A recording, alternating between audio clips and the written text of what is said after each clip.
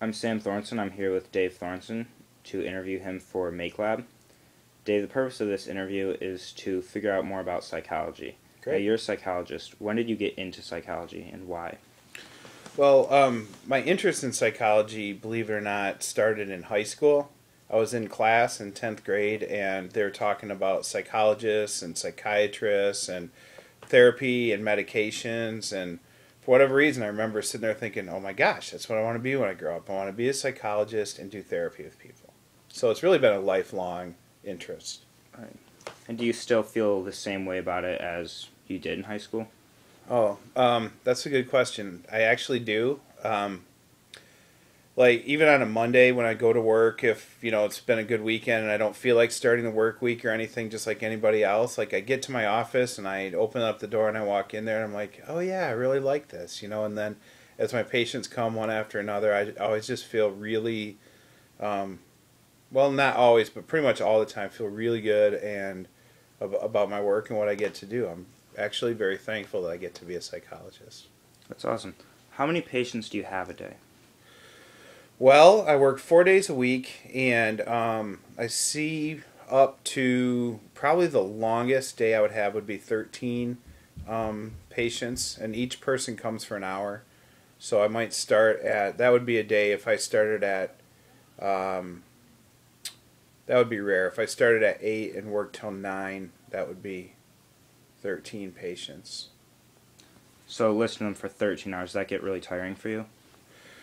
Well, I'm kind of a creature of habit, and so I have a routine. So what I do is after each patient, I walk out of my office, and a lot of times I'll use the restroom, get a cup of coffee, say something to one of my coworkers or something, kind of clear my head, and then when I go in with the next person, it's like starting all over. And when I'm there, then I'm not thinking about the person I was with the hour before, or I don't think about who's coming up really. I'm just like really right there with the person, so it doesn't seem that tiring, I think. That's interesting. Has it always been that easy to just switch from one patient to the other? Um, well, it is, and I think that an interesting thing happened when I was in graduate school. We were videotaping our the therapy that we are doing. Actually, my supervisor was watching the videotape, and she's like, "Dave, what's with the notepad?" And I'm like, "Well, I want to take notes and make sure that they know that listening and everything."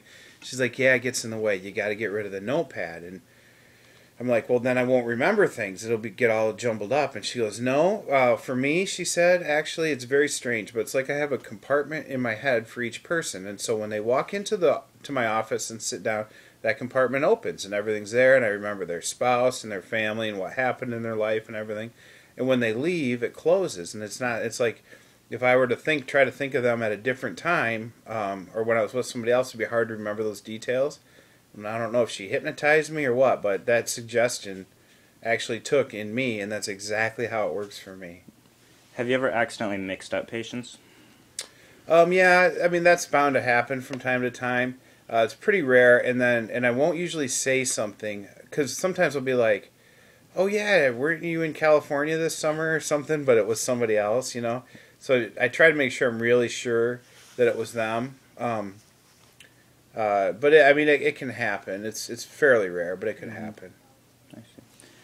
Has there been one patient in particular that you felt really successful about?